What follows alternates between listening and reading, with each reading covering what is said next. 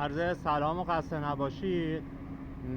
امروز خواستم در رابطه با بحث فساد جنسی موضوعی مطرح کنم. اینکه اعتقاد خودم اینه که بدترین فساد توی دنیاست و به تبع اون خب فسادهای دیگه‌ای هستش که خب میاد مثل بیماری‌های مقاربتی، سقط جنین و حتی فساد مالی و اتفاقات دیگه.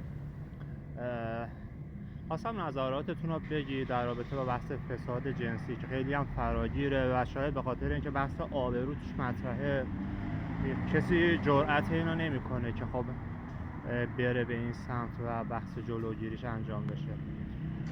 خواستم نظراتتون رو با من در میون بذارید و لایک کنید منو و دنبال کنید.